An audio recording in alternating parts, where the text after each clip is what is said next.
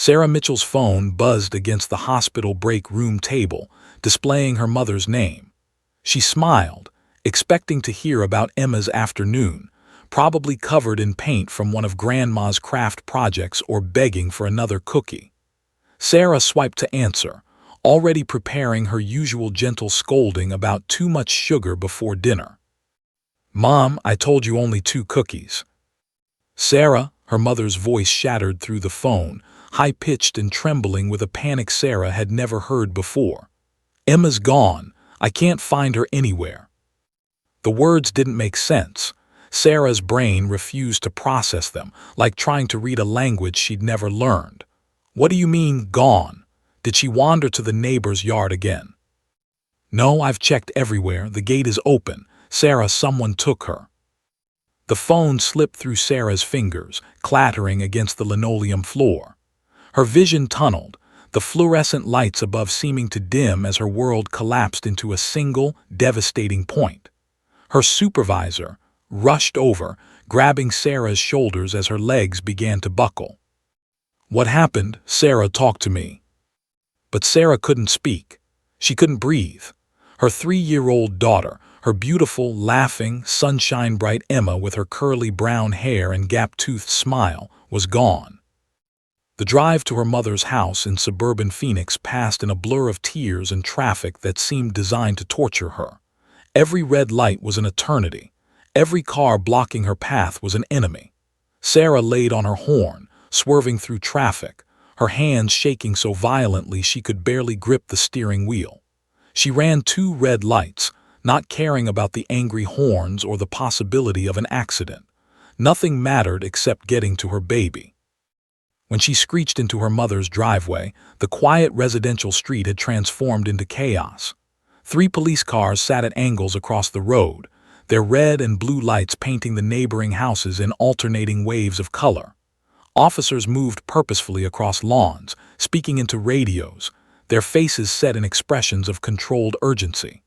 Sarah's mother stood on the front porch, wrapped in a blanket despite the warm October evening, her face pale and streaked with tears. Detective James intercepted Sarah before she could reach the house, his dark eyes serious but not unkind. He was a tall man in his 40s, with gray threading through his black hair and deep lines around his mouth that suggested he'd seen too many terrible things. "Mrs. Mitchell, I'm Detective. I need you to stay calm and help us understand exactly what happened." "Where's my daughter?" Sarah's voice came out as a raw scream. "Where is Emma?" "We're doing everything we can to find her. I have officers canvassing the neighborhood. We've issued an Amber Alert and K-9 units are on their way. But I need information from you and your mother. Every detail matters." Sarah forced herself to breathe, though each breath felt like swallowing glass. She nodded, following into her mother's living room, where the familiar space now felt alien and threatening. The cheerful yellow walls seemed to mock her. Emma's coloring books lay scattered across the coffee table, a purple crayon still clutched in the pages of a half-finished rainbow. Sat on the couch, her hands trembling as she recounted the afternoon. She was playing in the backyard. I was inside making her favorite snack, apple slices with peanut butter. I couldn't have been gone more than 10 minutes. When I came back outside, her voice broke. The gate was open. Her teddy bear was on the grass. One of her shoes was by the fence. "The gate is always locked," Sarah said, her voice hollow. "You always keep it locked." "I did lock it, I swear I did," sobbed. "Someone must have opened it from the outside. There are footprints in the flower bed, adult-sized. Someone was here, Sarah. Someone came into my yard and took her." Detective made notes, his expression darkening. "Did either of you notice anyone suspicious in the neighborhood recently? Any strangers, unfamiliar vehicles, anyone paying particular attention to Emma?" Sarah's mind raced, trying to remember anything, any detail that might help. "There was. Last week at the park, there was a woman watching her. I remember thinking it was odd because she wasn't with any children, just sitting on a bench, staring. But lots of people watch kids play. I didn't think." "What did she look like?" "Older, maybe 50s. hair average height. She was wearing a blue cardigan. I remember the cardigan because it was warm that day, too warm for a sweater.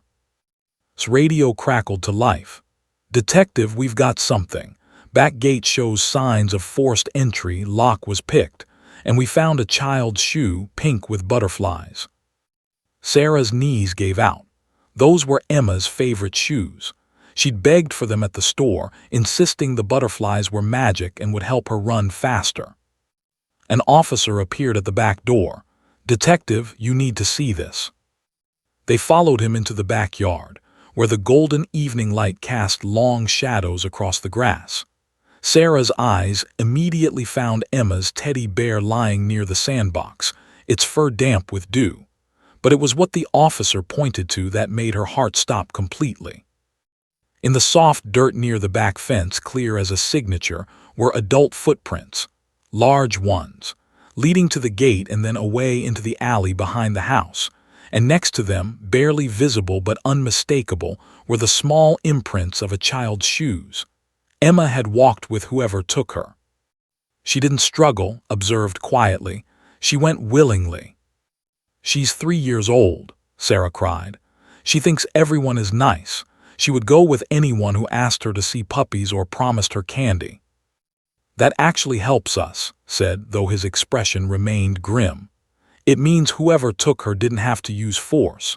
She's likely unharmed and the person may have planned this carefully. This wasn't random. Someone knew she would be here today." The implication hit Sarah like a physical blow. Someone had been watching them, watching Emma, planning this. As darkness fell completely, the neighborhood filled with volunteers.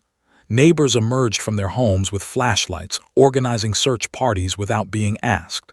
The local news arrived, their cameras capturing Sarah's tearful plea to whoever had taken her daughter. "Please, if you're watching this, please don't hurt her. She's just a baby. She needs her medicine, she has asthma. Please, just bring her back. I won't press charges, I won't be angry, just please bring my baby home." But as the hours crept toward midnight, and the temperature dropped, and the searches yielded nothing but false leads and dead ends, Sarah felt hope begin to drain from her body like blood from a wound. Somewhere out there in the dark October night, her little girl was scared and alone, calling for her mother who couldn't hear her. And Sarah Mitchell realized with crushing certainty that her life had just split into two distinct parts, before Emma was taken and everything after. She would never be the same person again. None of them would. The nightmare had only just begun. The Phoenix Police Department's K-9 unit arrived at 11:47 p.m., their vehicle pulling up to the curb with practiced efficiency. Officer David Martinez stepped out first, a muscular man in his mid-30s with kind eyes that had seen too many tragedies. But it was his partner who captured everyone's attention. Apollo emerged from the specially designed compartment in the back of the vehicle like a force of nature. The German Shepherd was magnificent, 85 pounds of pure muscle and intelligence, his black and tan coat gleaming under the streetlights. His ears stood at attention, already scanning the environment, processing sounds and scents that humans could never detect. This wasn't just a dog. This was a highly trained professional with 3 years of experience and 12 successful missing person cases under his collar. Sarah rushed forward the moment she saw them, hope flaring in her chest like a match struck in darkness. "Can he find her? Please tell me he can find her." David placed a steady hand on her shoulder, his voice calm and reassuring. "Apollo is the best tracker we have. If there's a trail to follow, he'll find it. But I need something that belongs to Emma, something she wore recently, something unwashed with her scent on it." Sarah's hands shook as she handed over Emma's favorite blanket, the pink one with the unicorns that she refused to sleep without. The fabric still smelled like her daughter, that unique combination of baby shampoo, strawberry yogurt, and something indefinably Emma. David knelt down beside Apollo, letting the dog thoroughly sniff the blanket. "Such mir," he commanded in German, the language he used for all of Apollo's work commands. "Search." Apollo's entire demeanor changed. His playful, friendly expression shifted into intense focus. His nose dropped to the ground, moving in systematic patterns, processing millions of scent particles that told him a story invisible to human senses. He moved across the backyard, past the sandbox, past the abandoned teddy bear, straight to the back gate. The dog paused at the gate, his nose working overtime. Then something remarkable happened. Apollo's ears shot forward, his tail went rigid, and he released a single, sharp bark, his alert signal. He had the scent. "He's got her," David called out, his voice cutting through the murmur of officers and volunteers. "Everyone clear a path, Apollo, forward." The German shepherd lunged forward with sudden purpose, pulling David along the alley behind the house. Sarah tried to follow, but Detective held her back gently but firmly. "Let them work, Mrs. Mitchell. You'll slow them down, and every second counts." Sarah watched helplessly as the K-9 team disappeared into the darkness, followed by a squad of officers with flashlights and radios.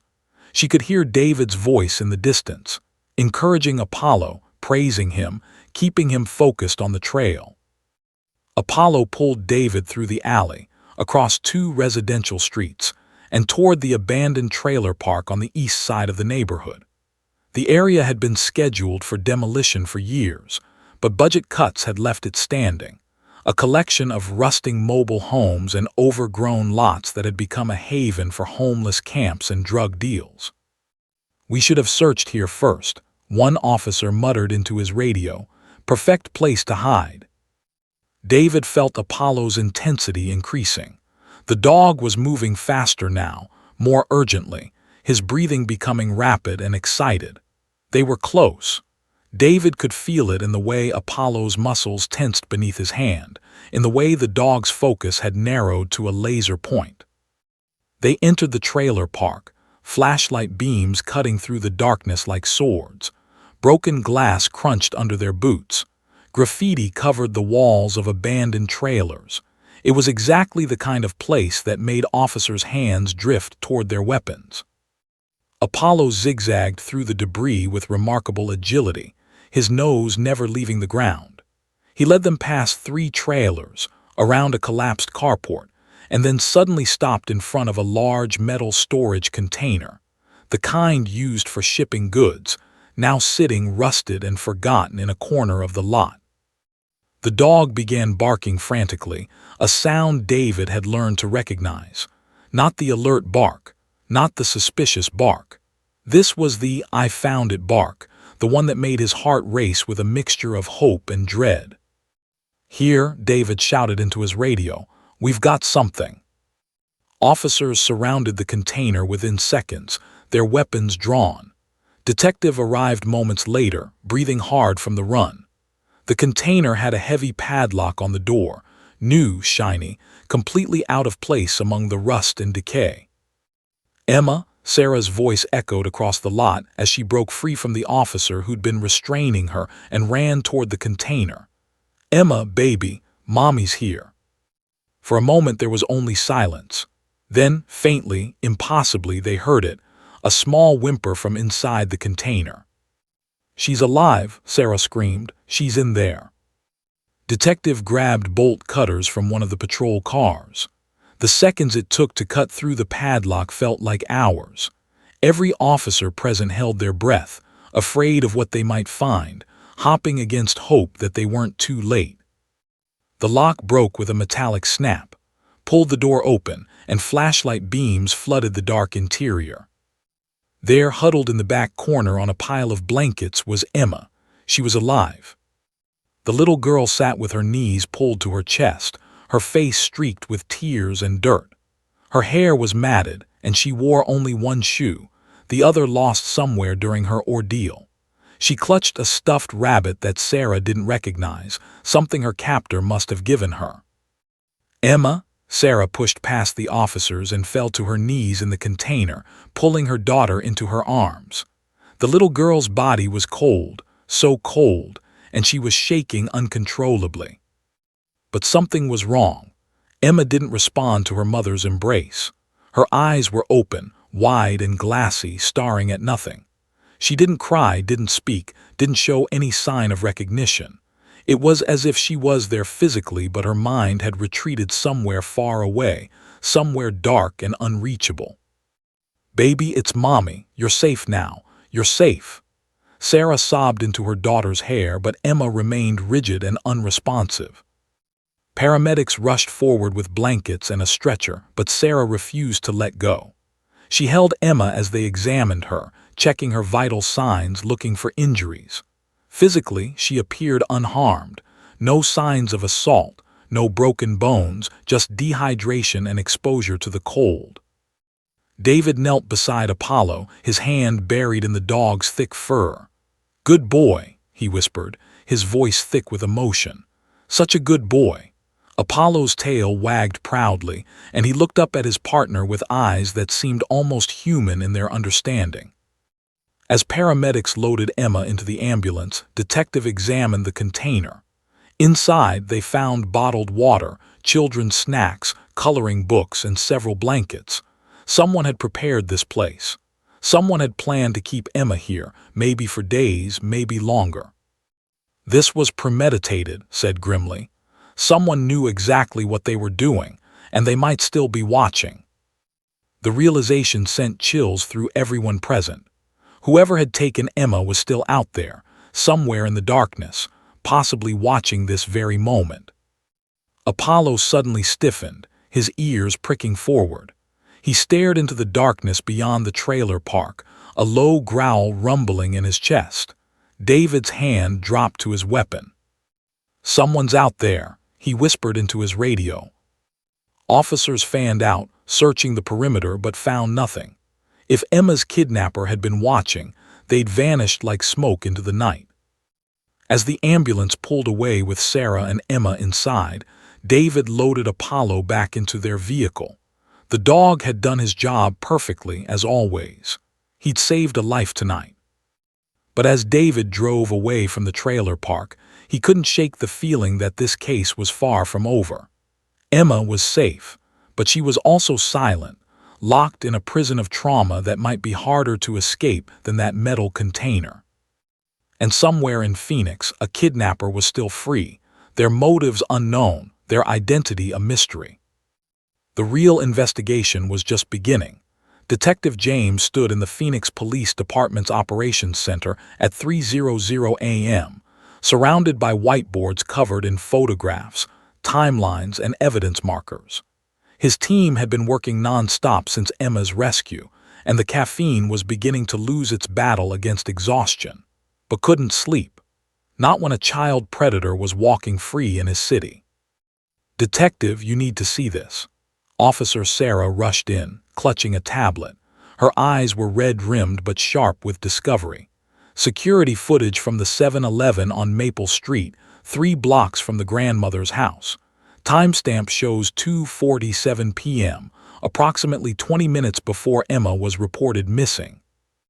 Leaned over the tablet, watching grainy footage of a woman entering the convenience store. She was middle-aged, probably early 50s, with hair pulled back in a neat ponytail. She wore a blue cardigan, the same blue cardigan Sarah Mitchell had mentioned from the park. "Keep watching," said her voice tight. The woman moved through the store methodically, selecting items with careful deliberation. Children's juice boxes, animal crackers, a coloring book, Band-Aids decorated with cartoon characters. And then at the hardware aisle she picked up something that made blood run cold, a heavy-duty padlock, identical to the one they'd cut off Emma's prison. Got her breathed. "Can we get a clear shot of her face?" Swipe to the next image. An enhanced screenshot showing the woman's face clearly as she paid at the counter. She had soft features, pleasant even, with laugh lines around her eyes and a gentle smile. She looked like someone's favorite aunt, like a kindergarten teacher, like the kind of person you'd trust to watch your children. "Ran her through facial recognition," continued. "Meet, 52 years old. And here's where it gets interesting. She lives at 847 Rosewood Drive." His head snapped up. "That's Mitchell Street, Emma's grandmother's street. 4 houses down, to be exact." has been Emma's neighbor for the past 3 years. The implications crashed over like a wave. This wasn't a random abduction. This was someone who had access, who had opportunity, who had been watching Emma grow up from toddler to preschooler. Someone who had seen her playing in the yard, heard her laughter, learned her routines. Background check demanded. Pulled up a file on her tablet. Divorced, no criminal record. Retired from her job as a librarian 2 years ago. Active in her church community, volunteers at the local food bank. By all accounts, a model citizen. There's always something, muttered, keep digging. What they found in the next hour painted a portrait of a woman whose life had shattered and never properly healed. 5 years ago, his only daughter had died in a car accident. She had been 3 years old, the same age Emma was now. The accident report showed that had been killed instantly when a drunk driver ran a red light. Had been driving. She'd survived with minor injuries, but the guilt had apparently been enough to destroy her marriage within 6 months. Medical records, said carefully, pulling up another file. Was hospitalized twice for psychiatric evaluation following her daughter's death. Diagnosed with severe depression and complicated grief disorder. She was prescribed medication, but stopped taking it 18 months ago. Studied a photograph from the accident report. The resemblance to Emma was striking. Same curly brown hair, same gap-toothed smile, same bright eyes full of mischief and joy. It wasn't identical, but to a grieving mother with a fractured mind, it might be close enough. She wasn't trying to hurt Emma, realized aloud. She was trying to replace. At 5:30 a.m., as the sun began to paint Phoenix in shades of orange and pink, a SWAT team surrounded its modest, single-story home.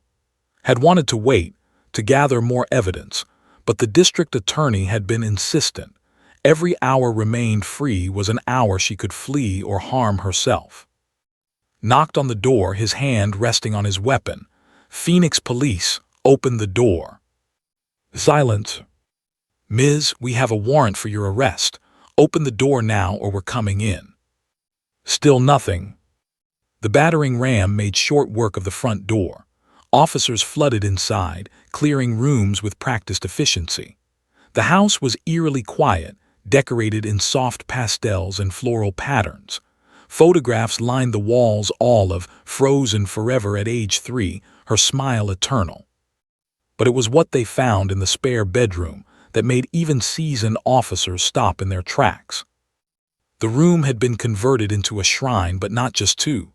The walls were covered in photographs of Emma, hundreds of them, taken over months, maybe years. Emma playing in her grandmother's backyard. Emma at the park. Emma getting out of Sarah's car. Emma through a window at night, sleeping in her bed. A corkboard dominated one wall, covered in a timeline written in neat feminine handwriting. Notes detailed Emma's schedule, her favorite foods, her bedtime routine. There were drawings, childish crayon pictures that had apparently created herself, signing them Love, Emma in different colored markers. A calendar hung beside the corkboard with October 24th circled in red marker. Written across the date in capital letters, Katie comes home. Dear God, whispered Officer Martinez, Apollo's handler, who had insisted on being part of the arrest team. She's completely delusional. They found its old bedroom, sitting on the small pink bed that had remained perfectly preserved since her daughter's death. She was rocking back and forth, humming a lullaby, clutching a stuffed rabbit identical to the one they'd found with Emma in the container. Was so scared, said softly, not looking at the officers. Her voice was calm, almost serene, completely disconnected from reality. She was in that bad place with that bad mother who ignored her, who left her with strangers. I had to save her. I'm her real mother. I'm the one who loves her properly. Ms., said carefully, approaching slowly. Your daughter passed away 5 years ago. The little girl you took is named Emma Mitchell. You kidnapped her. His head turned toward him, and the smile on her face made skin crawl. It was the smile of someone whose grip on reality had slipped away entirely. Don't be silly, she said pleasantly. Just got confused.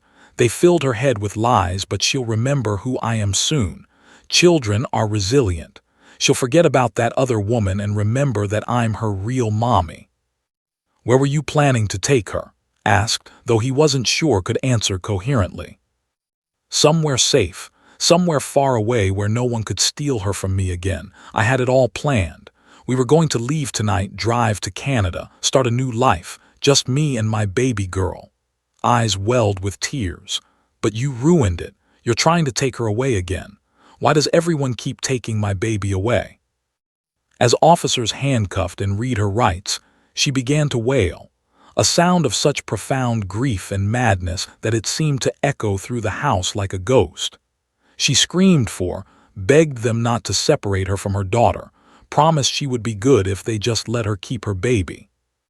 Walked back into the shrine room, documenting everything with his phone's camera. Among the photographs, he found something that made his blood freeze. A handwritten journal filled with entries dating back 3 years. "Day 1, I saw her today. She looks so much like. God has given me a second chance." Day 87, "Her name is Emma, but that's wrong. I'll call her when we're together." Day 312, "I've planned the perfect place to keep her safe. No one will find us. We'll be together forever." The entries grew more detailed, more obsessive, more disconnected from reality. Had been planning this for years, watching Emma grow, waiting for the perfect opportunity. This wasn't a crime of impulse. This was a crime of a mother's love twisted into something monstrous by grief and mental illness. As they loaded into the police car, she had stopped screaming.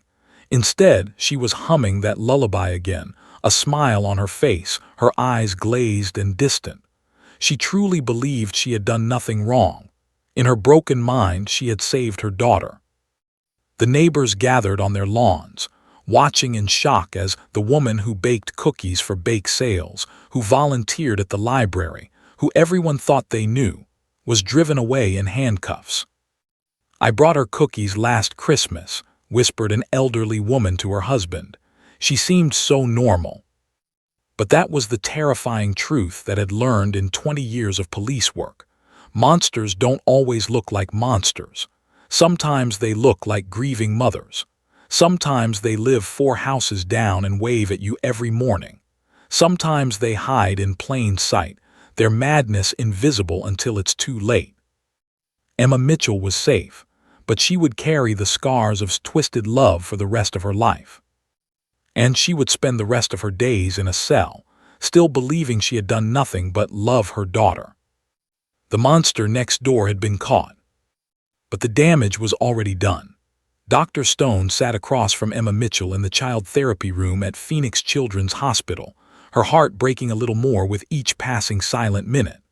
The room was designed to be welcoming, soft pastel walls, toys scattered across a colorful rug, stuffed animals arranged on low shelves. But none of it seemed to reach the little girl curled up in an oversized armchair, her eyes vacant and distant. 3 weeks had passed since Emma's rescue.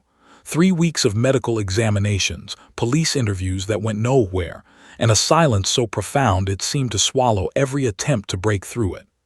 Emma hadn't spoken a single word since being found in that container.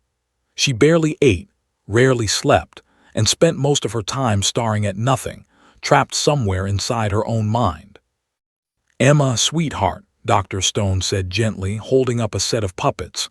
"Would you like to play with these? This is a bunny and this is a dog. They're friends."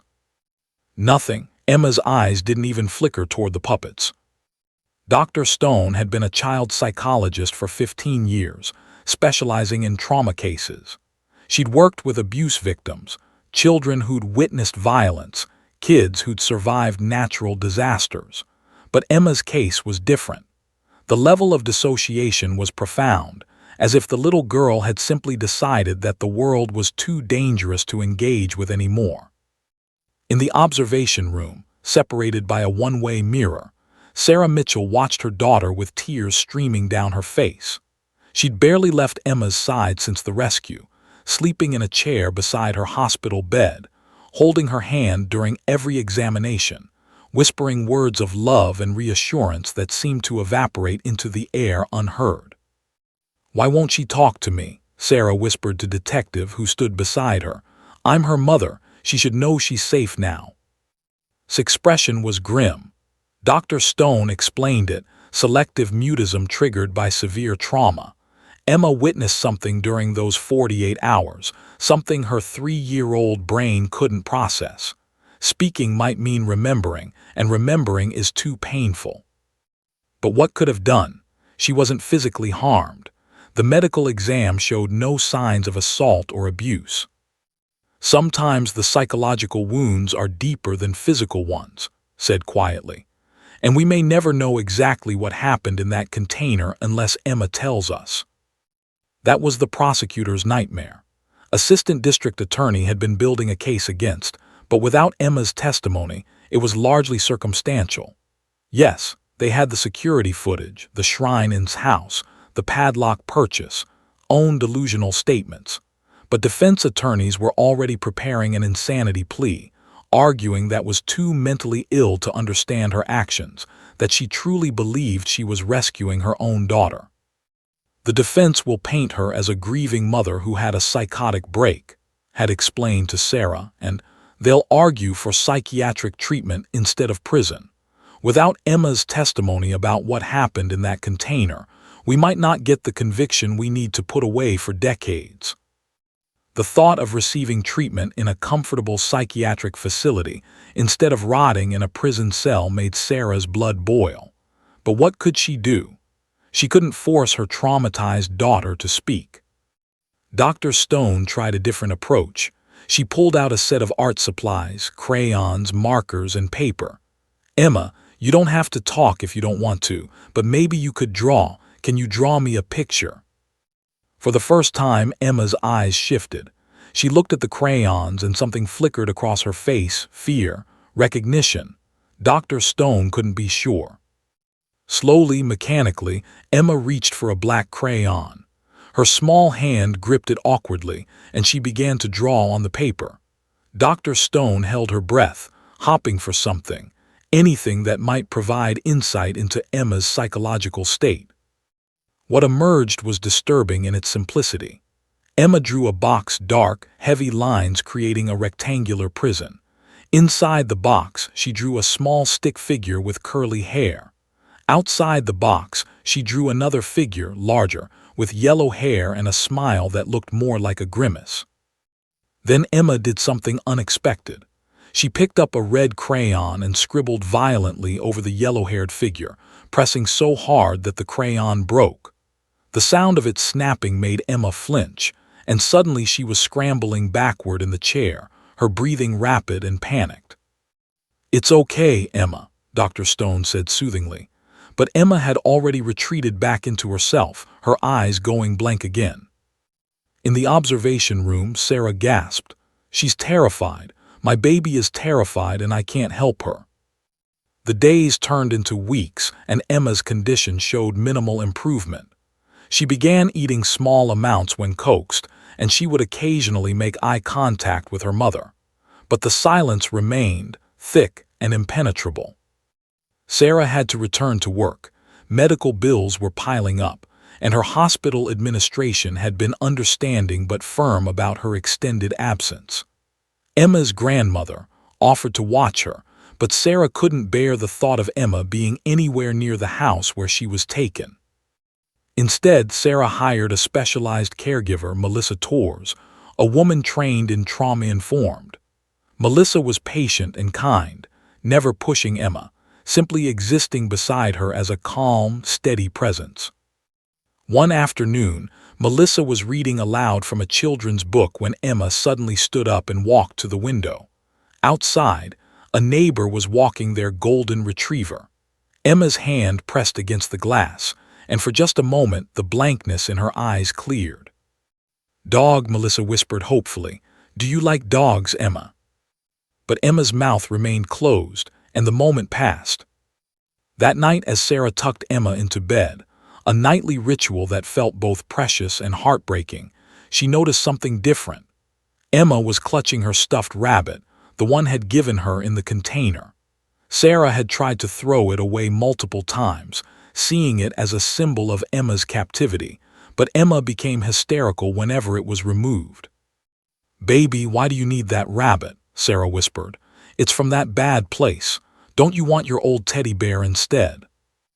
Emma's arms tightened around the rabbit, and for the first time since her rescue, she looked directly into her mother's eyes. What Sarah saw there wasn't just fear. It was knowledge, secrets locked behind those young eyes, memories too terrible for a 3-year-old to carry alone. "I wish you could tell me," Sarah sobbed quietly. "I wish I could take all this pain away from you." Meanwhile, sat in a psychiatric evaluation unit at the county jail, undergoing assessment for her to stand trial. The psychiatrist's report made for disturbing reading. "Subject presents with severe delusional disorder and dissociative symptoms," Dr. Harold wrote. "She maintains complete conviction that the victim is her deceased daughter. When confronted with facts, subject becomes agitated and insists that others are lying or trying to confuse her. Subject shows no remorse for actions, as she does not perceive her actions as criminal. In subject's delusional framework, she was performing a rescue, not a kidnapping." The psychiatrist's conclusion was damning for the prosecution. Subject was likely unable to distinguish right from wrong at the time of the offense due to severe mental illness. Recommend treatment in secure psychiatric facility rather than criminal prosecution. When read the report, he slammed his fist on his desk.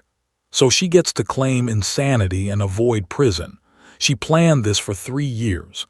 She bought supplies, she picked the lock, she prepared that container. That's not insanity, that's premeditation." "The law doesn't care about our opinions," said wearily. "Without Emma's testimony, without her telling us exactly what said and did in that container, we're fighting an uphill battle." Back at home, Sarah lay awake at night, listening to Emma's fitful breathing from the next room. Sometimes Emma whimpered in her sleep, calling out wordlessly. Sometimes she screamed, silent screams that woke her up gasping. Dr. Stone had warned that recovery could take months or even years. Some children never fully recovered from this level of trauma. The thought that Emma might spend her childhood trapped in this silence was unbearable. But then, 6 weeks after the rescue, something extraordinary happened. Sarah had brought Emma to the police station for a routine check-in with detective. As they walked through the building, they passed the K-9 unit office. Officer David Martinez was there with Apollo, doing paperwork while the German Shepherd dozed at his feet. Apollo's ears perked up immediately. The dog stood, his tail beginning to wag, and he walked over to Emma with gentle recognition. And then Emma smiled. It was small, barely there, but it was real. Her hand reached out tentatively, touching Apollo's soft fur. The dog sat patiently, letting her pet him, his brown eyes warm and understanding. "She remembers him," Martinez whispered. "She remembers that Apollo found her." For 5 minutes, Emma stood there, her hand buried in Apollo's fur, and something in her rigid posture began to soften. The fear receded just slightly, replaced by something that looked almost like peace. When it was time to leave, Emma looked back at Apollo, and Sarah could have sworn she saw her daughter's lips move, forming words that didn't quite emerge. Dr. Stone, when told about the encounter, sat forward in her chair with sudden intensity. "The dog represents safety to her. He was there at her rescue. He's connected to the moment she was saved. This could be the breakthrough we need." "What are you suggesting?" Sarah asked. "Animal-assisted therapy. If Apollo could visit Emma regularly, it might help her feel safe enough to start processing her trauma.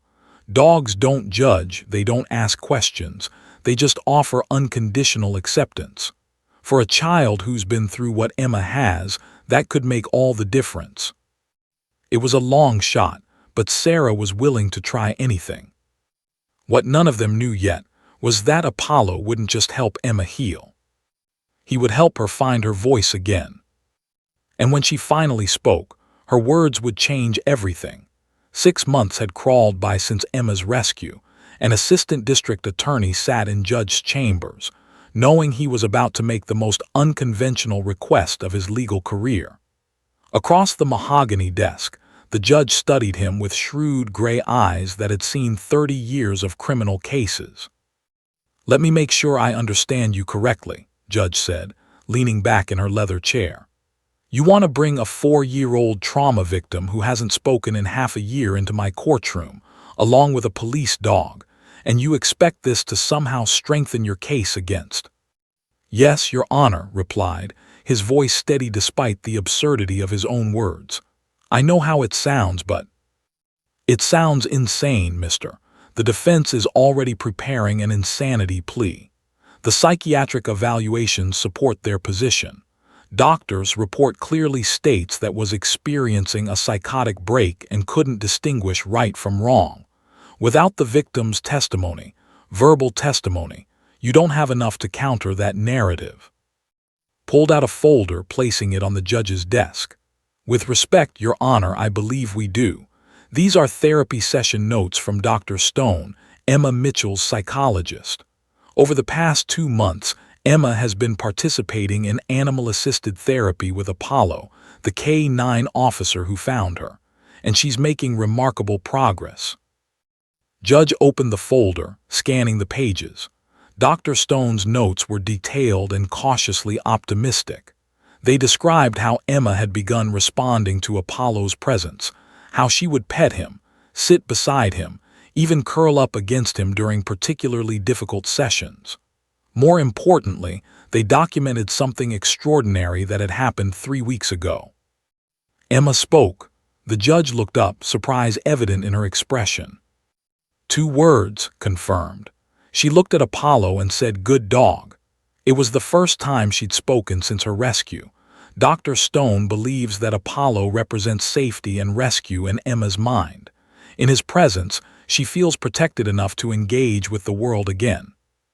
2 words in 6 months is hardly grounds for putting a traumatized child on the witness stand, mister. I'm not suggesting traditional testimony, Your Honor.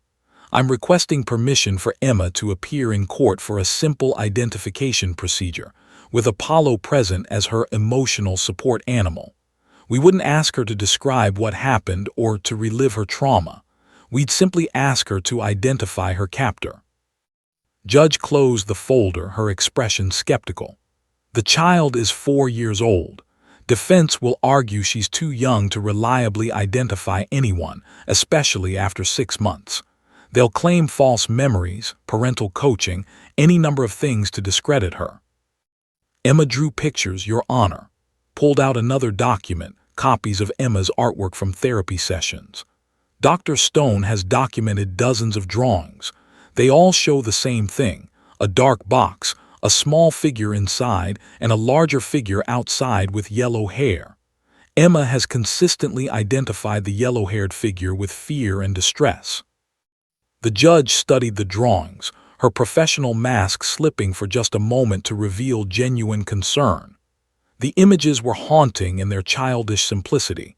The heavy black lines of the container, the sad stick figure, the menacing presence outside.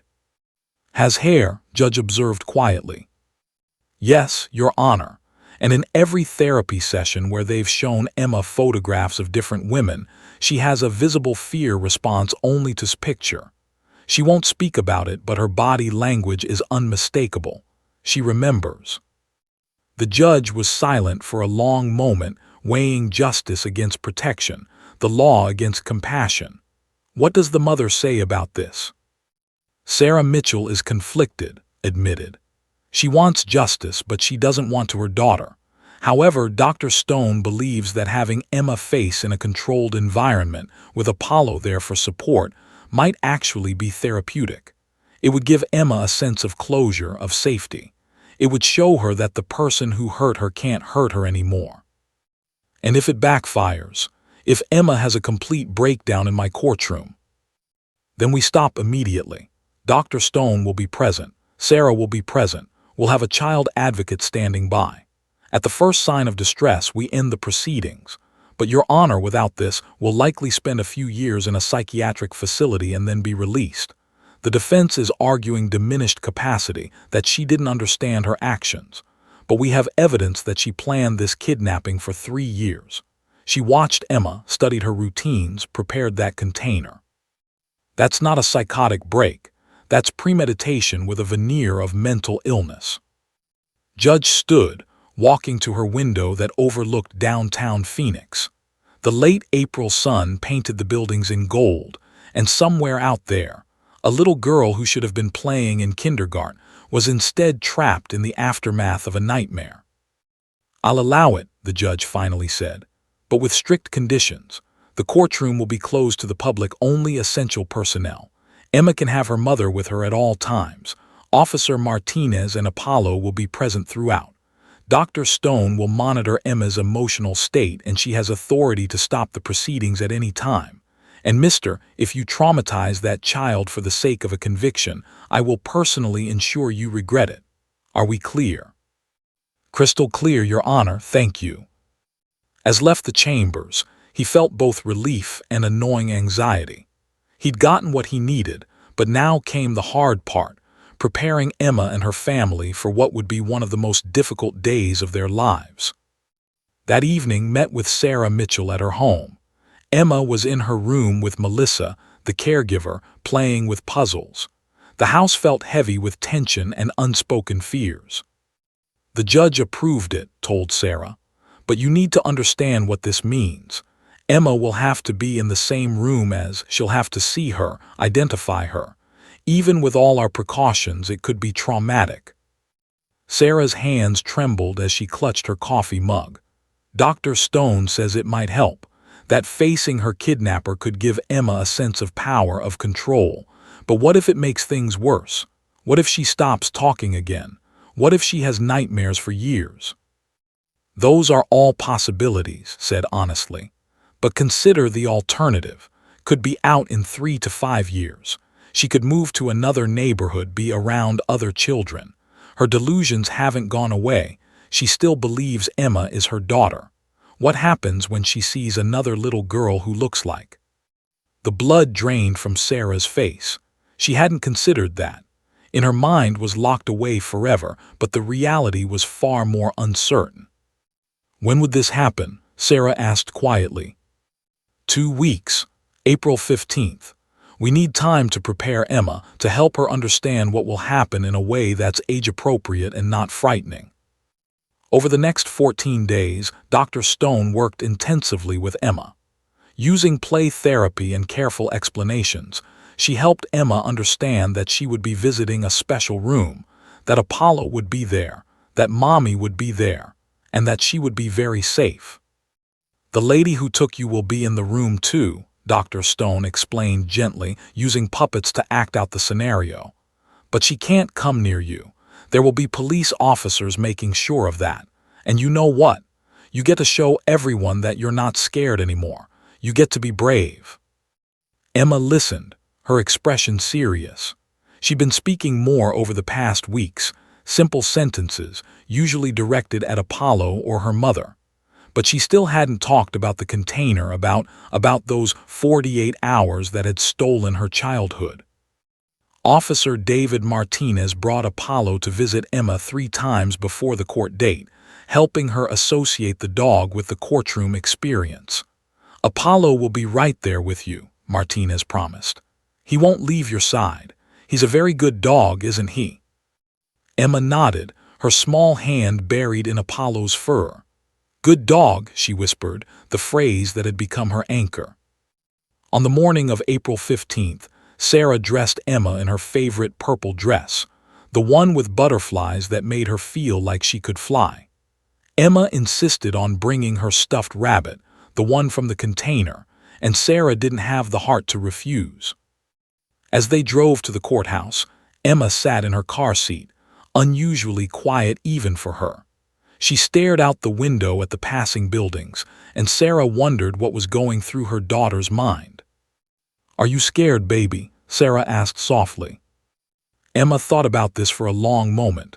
Then she shook her head. "Apollo," she said simply, as if that one word explained everything. And perhaps it did.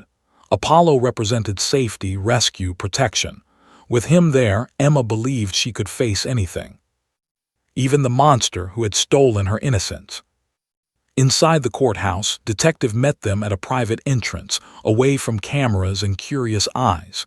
"Everything's ready," he told Sarah. "Judge has been very clear about protocol. Emma's is the priority." They walked through quiet corridors to a small courtroom that had been specially prepared.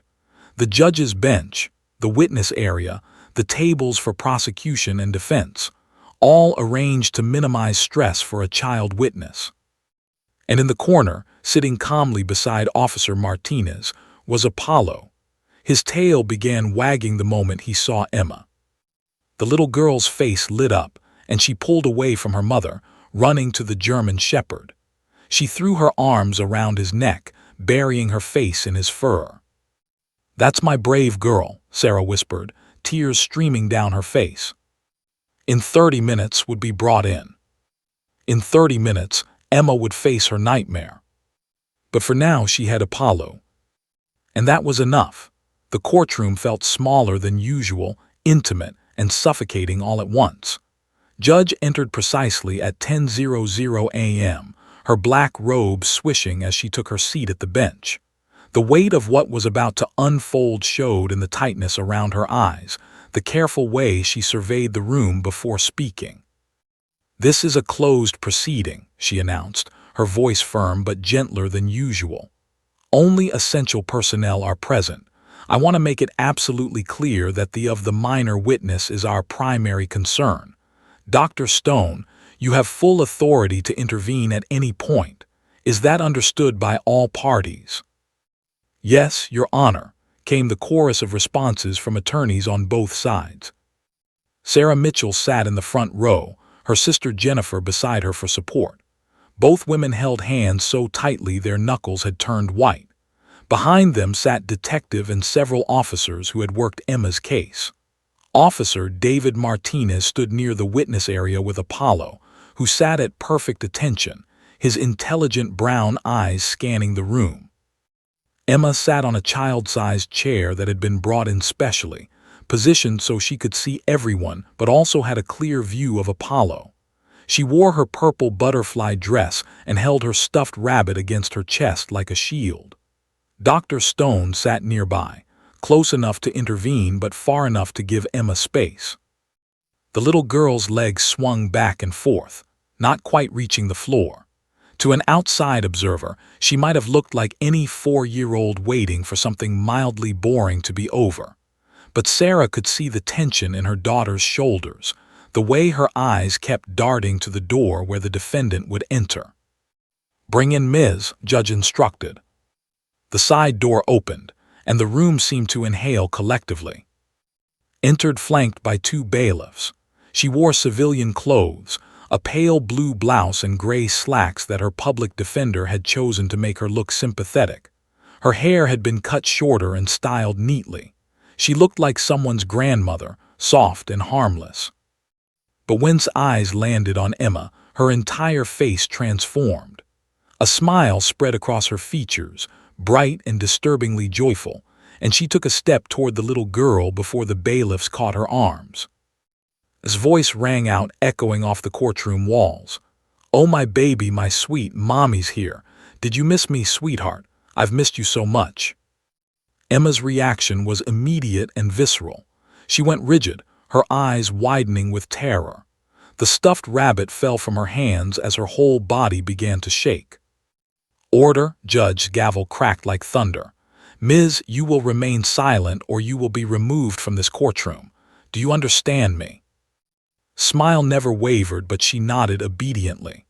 The bailiffs guided her to the defense table, where her attorney, Robert Martinez, no relation to Officer Martinez, placed a calming hand on her shoulder. But's eyes never left Emma, staring at her with an intensity that made everyone in the room uncomfortable. "It's okay, Emma," Dr. Stone whispered, moving closer. "Remember what we talked about. She can't hurt you. You're safe." But Emma wasn't listening. She was frozen, staring at like a rabbit caught in headlights. Sarah started to rise from her seat, maternal instinct overriding everything else, but Dr. Stone held up a hand, signaling her to wait. Apollo, sensing Emma's distress with the supernatural awareness that made him such an exceptional K9, stood and walked calmly to Emma's side. He nudged her hand with his nose, warm and solid and real. The touch broke through Emma's paralysis. Her trembling hand reached down, fingers tangling in Apollo's thick fur. The dog sat beside her chair, leaning his weight against her leg, offering himself as an anchor. Judge watched this interaction with keen interest. "Mister, you may proceed, but carefully." Assistant District Attorney approached Emma slowly, his movements deliberate and non-threatening. He'd practiced this approach dozens of times with Dr. Stone, learning how to question a traumatized child without causing further harm. "Good morning, Emma," he said softly, kneeling so he was at her eye level. "Do you remember me? We met at your house a few weeks ago." Emma nodded slightly, her hand still buried in Apollo's fur. "Emma, I'm going to ask you some very simple questions. You can answer by talking or by pointing or even just by nodding your head. Is that okay?" Another small nod. "Can you tell me your name?" "Emma," she whispered, so quietly that the court reporter had to lean forward to hear. "And how old are you, Emma?" Emma held up 4 fingers, still not quite trusting her voice. "That's wonderful. Emma, do you see your mommy in the room?" Emma's eyes found Sarah immediately, and she nodded more confidently this time. "Good. Now, Emma, I need to ask you something a little harder. 6 months ago, something scary happened. Someone took you away from your grandma's house. Do you remember that?" Emma's breathing quickened. Her fingers tightened in Apollo's fur, and the dog pressed closer against her, a warm, steady presence. "I know it's scary to remember," continued gently, "but you're very safe now. Apollo is right there with you. Your mommy is here. All these police officers are here to keep you safe.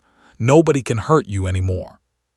Tears began sliding down Emma's cheeks, but she nodded again. "Emma, the person who took you, is that person in this room right now." The courtroom held its breath. This was the moment everything had been building toward. 6 months of investigation, therapy, legal maneuvering, all coming down to whether a 4-year-old trauma survivor could identify her kidnapper. Emma's eyes moved slowly around the room. They passed over the judge, over the attorneys, over the court reporter and bailiffs. They lingered on detective, who gave her an encouraging nod. Then her gaze landed on the defense table. On was leaning forward, that unsettling smile still plastered on her face, her eyes bright with delusional recognition. She wiggled her fingers in a small wave, mouthing the word silently. Emma's face crumpled. A small sound escaped her throat, not quite a sob, not quite a whimper, but something that conveyed pure, distilled fear. "It's okay, sweetheart," Dr. Stone said, moving even closer. "You don't have to be scared. Can you show Mr. who took you?" Emma's small hand emerged from Apollo's fur. Shaking violently, her finger rose and pointed directly at. "Let the record show that the witness has identified the defendant," Judge said, her voice heavy with emotion she was struggling to contain. But wasn't finished. "Emma, can you tell us anything about what happened? Anything at all?" Emma shook her head frantically, tears streaming faster now. Her breathing was becoming rapid, bordering on hyperventilation. "That's okay," assured her quickly. "You don't have to talk about it. You've been so brave already." "Bad," Emma suddenly cried out, the word erupting from her like it had been trapped inside too long. "Bad, bad." She was pointing at, but her vocabulary couldn't express what she needed to say. The frustration was evident on her tear-stained face. She had words, thoughts, feelings, but at 4 years old, she didn't have the language to articulate the trauma she'd experienced. That's when Apollo did something extraordinary. The German shepherd stood and walked directly towards table. Not aggressively, not threatening, but with purpose. He stopped about 6 feet away, sitting at attention, his eyes fixed on with an intensity that made several people in the courtroom shift uncomfortably. Apollo was trained to detect danger, to identify threats, and despite its grandmotherly appearance, despite her soft voice and gentle smile, the dog recognized what she was: a predator. A low growl rumbled in Apollo's chest, not loud, but unmistakable in the silent courtroom. Emma watched this, her eyes widening. She saw Apollo, her protector, her good dog, recognizing the same threat she felt. And suddenly, the little girl who had been silent for 6 months, who had retreated into herself to escape the nightmare, found her voice. She pulled away from Dr. Stone, stood up on her child-sized chair, and pointed first at Apollo, then at. And in a voice that rang with unexpected clarity and strength, Emma Mitchell spoke the words that would change everything. But those words, the ones that made the courtroom gasp, that made Judge's eyes widen, that made Sarah Mitchell's heart stop, those words came in the next moment. The moment when Emma, looking directly at, finally put into simple, childish terms exactly what she had learned during those 48 hours in that container. The moment when the silent witness finally spoke her truth. And when she did, the courtroom fell completely, utterly silent in shock. Emma stood on her small chair, her purple dress wrinkled from clutching her rabbit, her cheeks wet with tears that kept flowing. Every eye in the courtroom was fixed on her, this tiny figure who had been silent for so long, who now seemed to glow with something fierce and undeniable. Her small hand rose first, pointing at Apollo. The German shepherd had returned to her side, sitting at attention, his eyes warm and protective. Emma's finger trembled slightly, but her voice, when it came, was crystal clear. "Good dog." The words hung in the air for a heartbeat. Sarah felt relief flood through her. Emma was speaking, really speaking, not just whispering. But before anyone could respond, Emma's hand moved. Her finger swung toward with decisive certainty. Time seemed to slow. Leaned forward in her seat, that disturbing smile still frozen on her face, her eyes gleaming with delusional hope. The bailiffs tensed. Judge's hand hovered over her gavel. Dr. Stone held her breath. And Emma, looking directly at the woman who had stolen her, imprisoned her, and traumatized her, spoke 2 more words in that same clear voice. "Bad dog." For a split second, nothing happened. Then the courtroom exploded into chaos. His face transformed from benign grandmother to something feral and frightening. Her mouth opened wide, and a sound emerged that made every person present recoil in horror. A growl, deep and animalistic, coming from her throat like she truly believed she was the dog Emma had named her. "No," shrieked, lunging forward with such sudden violence that her attorney jumped back. "I'm not bad. I saved you. I'm your mother. Tell them Mommy loves you." The bailiffs grabbed her arms but fought like a wild animal, thrashing and snarling. Her carefully constructed facade of gentle mental illness shattered completely, revealing the madness that lurked beneath. "She's mine," howled, spittle flying from her mouth. "Mine, mine, mine."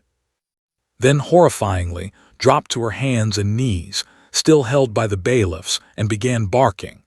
Actually barking like a dog, her body convulsing with each harsh sound. The pupils of her eyes were dilated, her lips pulled back from her teeth in a grimace that was neither human nor animal but something nightmarishly in between. "Get her out now," Judge commanded, her composure finally cracking. As the bailiffs dragged toward the side door, she continued making those awful sounds. Growling, barking, whimpering. Her eyes stayed locked on Emma until the very last moment, and the look in them was pure, unhinged obsession. "Mommy will come back for you. Mommy promises. Don't let them take you away from me again." The door slammed shut, muffling her screams, but the echo of them seemed to linger in the courtroom like a ghost.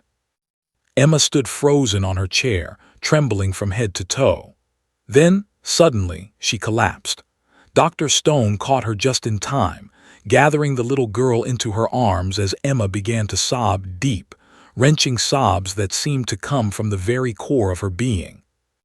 "Mommy," Emma cried out, reaching for Sarah. Sarah was already there, pushing past the barrier between spectator and witness area, not caring about courtroom protocol. She took Emma from Dr. Stone's arms and held her daughter tight, rocking her back and forth. "I've got you, baby, I've got you. She can't hurt you anymore. Never again, I promise."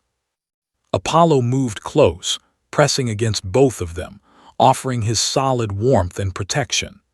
Emma's hand reached out automatically, tangling in his fur even as she buried her face in her mother's shoulder. Judge had covered her mouth with her hand, her professional mask completely gone, replaced by a grandmother's horror at what she just witnessed. When she finally spoke, her voice was thick with emotion. "This proceeding is concluded. Mister, I don't need to hear another word of testimony.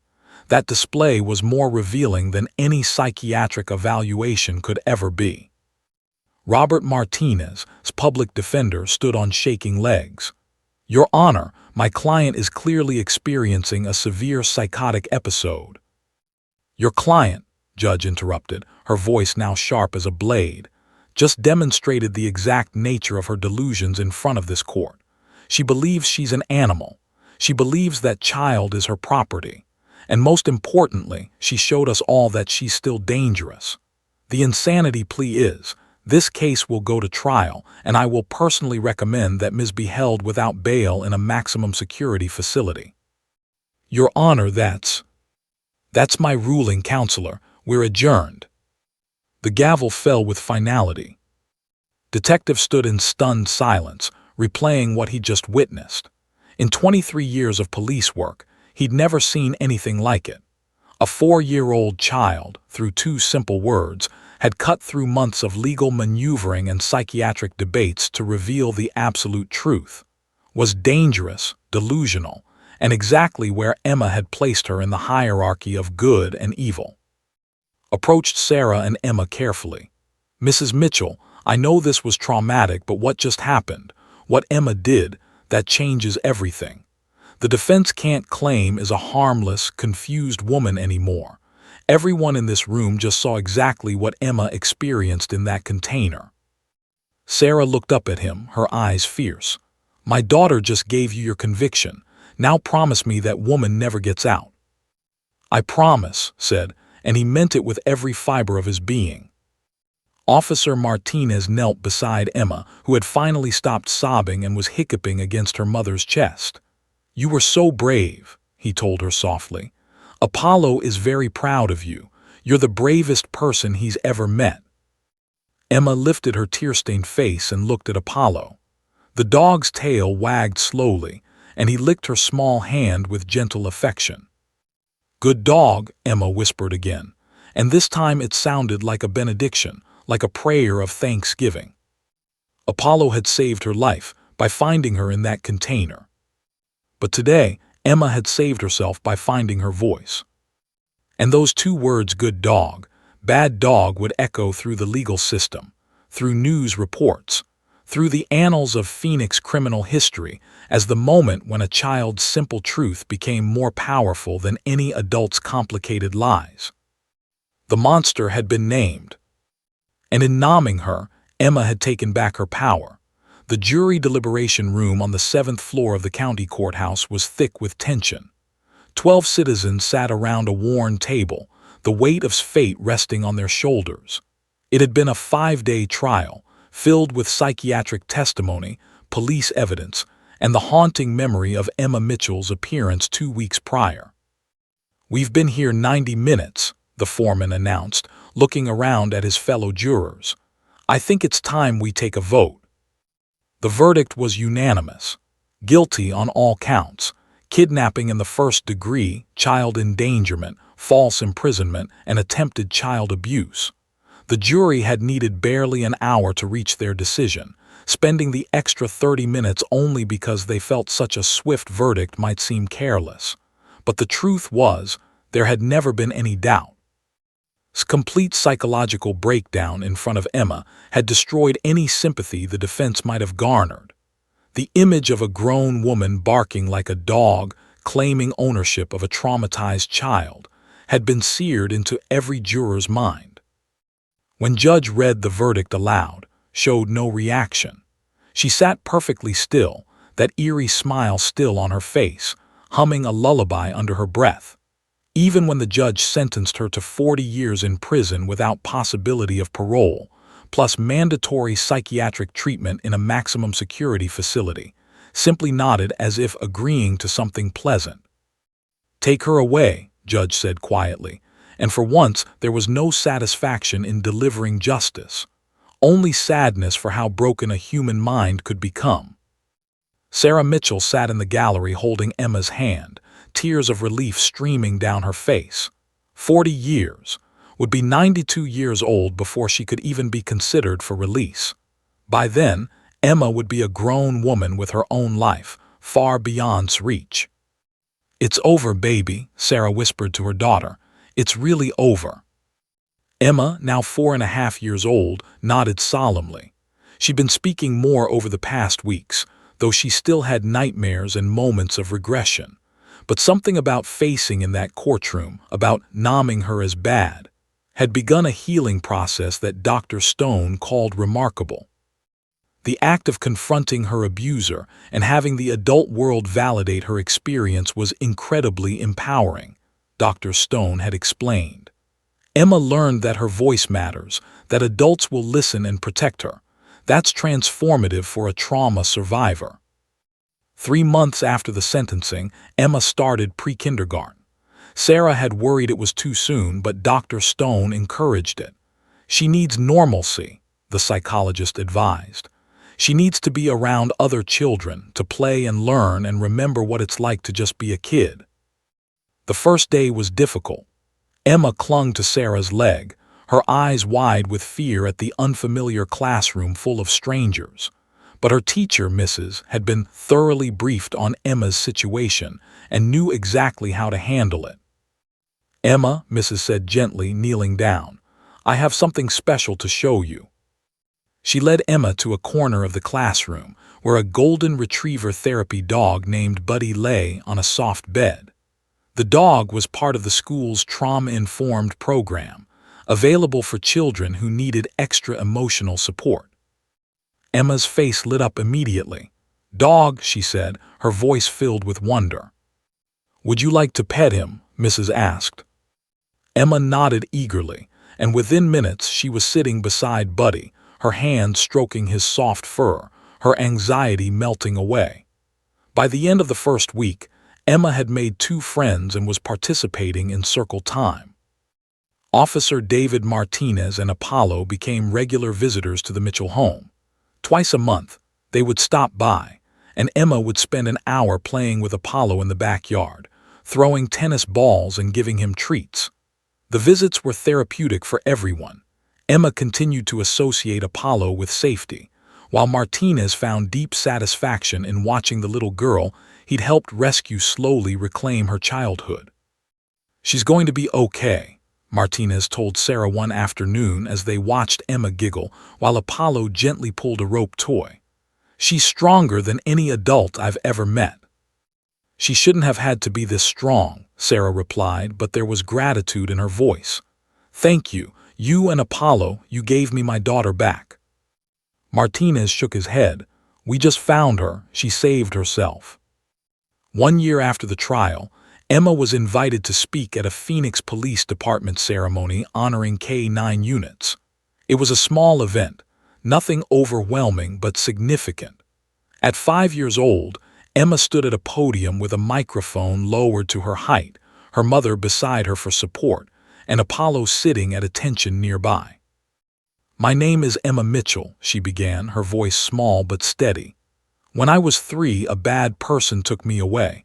I was very scared, but Apollo found me. He's a police dog and he's a hero."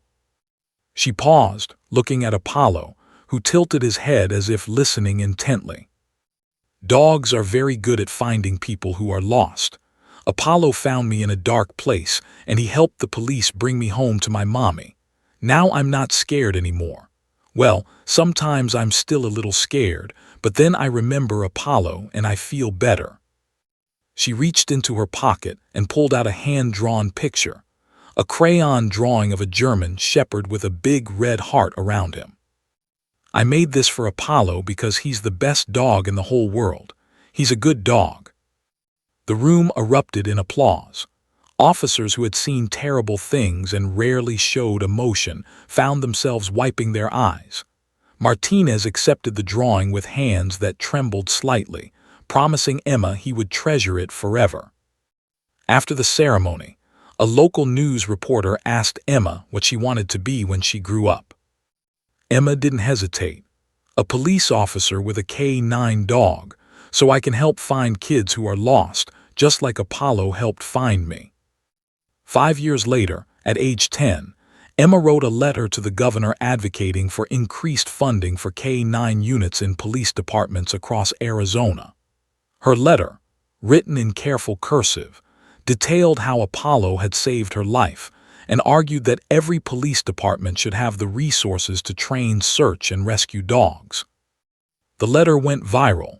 News outlets across the country picked up the story of the kidnapping survivor turned advocate. Within 6 months, the Arizona legislature passed Emma's Law, allocating additional funding for K9 training programs statewide. At the bill's signing, Governor Martinez, different from Officer Martinez, handed Emma the ceremonial pen. "You've turned your trauma into purpose," she told the young girl. "That takes extraordinary courage." Emma accepted the pen, then turned to where Officer Martinez stood with Apollo, now a distinguished veteran of the K9 unit with gray around his muzzle. She walked over and knelt beside the aging German shepherd, wrapping her arms around his neck. "Thank you," she whispered into his fur. "Thank you for saving me." Apollo's tail wagged slowly, and he rested his head on Emma's shoulder as cameras flashed around them, capturing a moment of pure connection between a survivor and her savior. Today, Emma is a thriving teenager with dreams of criminal justice, psychology, and canine training. She still has difficult days, moments when the trauma resurfaces. But she also has something could never take away: resilience, purpose, and the unshakable knowledge that she survived. Remains in prison, her delusions unchanged. She still asks guards about, still insists she was saving her daughter. But the world has moved on and justice, though imperfect, was served. Sarah Mitchell often reflects on how close she came to losing Emma forever, not just physically, but emotionally and psychologically. The fact that her daughter can laugh, make friends, dream about the future, feels like a miracle.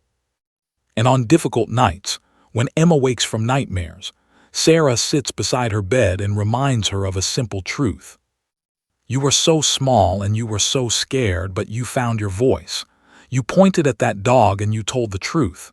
You were brave, baby. You're still brave." Emma nods, clutching the stuffed rabbit she's never been able to part with, a reminder of survival, not captivity. "Good dog," she whispers into the darkness, like a mantra, like a prayer. And somehow, those 2 words still have the power to chase away the shadows. Justice was served. Healing continues. And Emma Mitchell, survivor, advocate, and testament to the unbreakable human spirit, keeps moving forward, one brave step at a time. Sometimes the smallest voices speak the loudest truths. Sometimes 2 words can change everything. And sometimes, the heroes who save us have 4 legs and hearts full of courage. The end.